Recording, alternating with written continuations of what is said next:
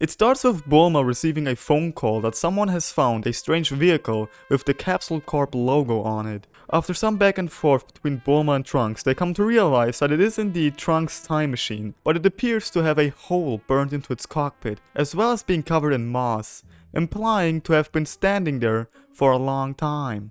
They move to the time capsule and find a strange eggshell inside it. It appears that the thing in the eggshell traveled back 3 years after Trunks did, and it arrived 4 years ago, 1 year before Trunks arrived to dunk on Frieza.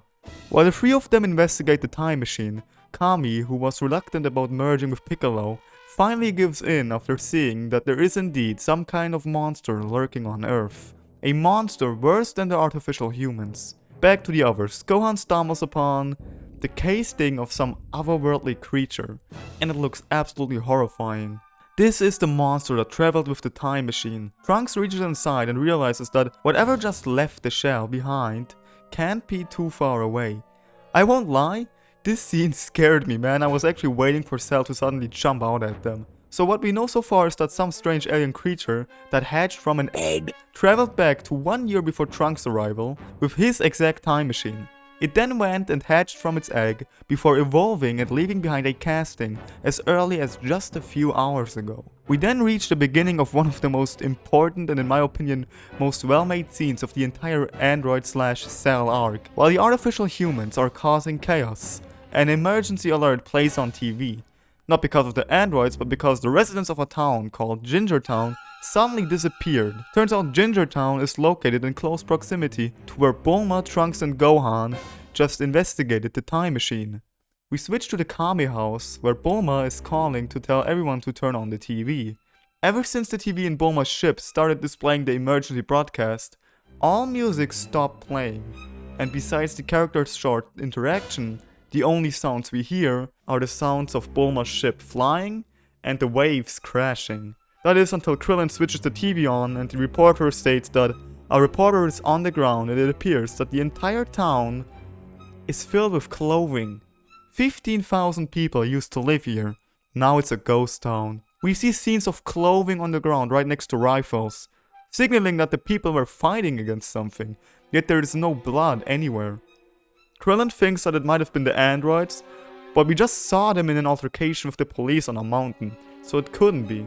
Gohan and Trunks arrive to see everyone glued to the TV screen. The report continues with people screaming. A police force that is with the news team is now engaging whatever they found in combat. We can hear gunfire and then the screams and guns fall silent. The reporter wants to go and check what happens, but he sees something behind the camera and with a shocked expression on his face, the footage is suddenly cut off. We switch back to see a horrified Kami. As he turns to Piccolo, all he can say is,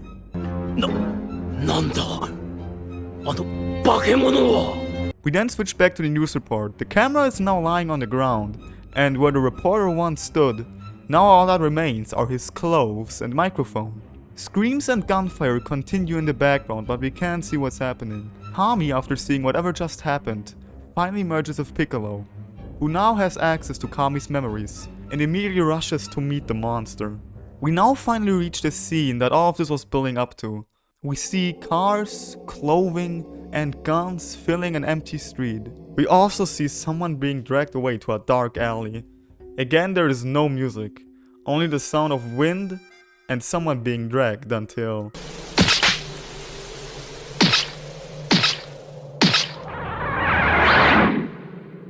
The monster finally reveals itself. In its right hand, it holds a still living man.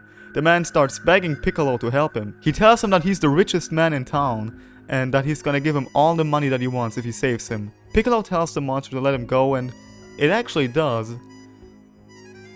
Until... Thank you.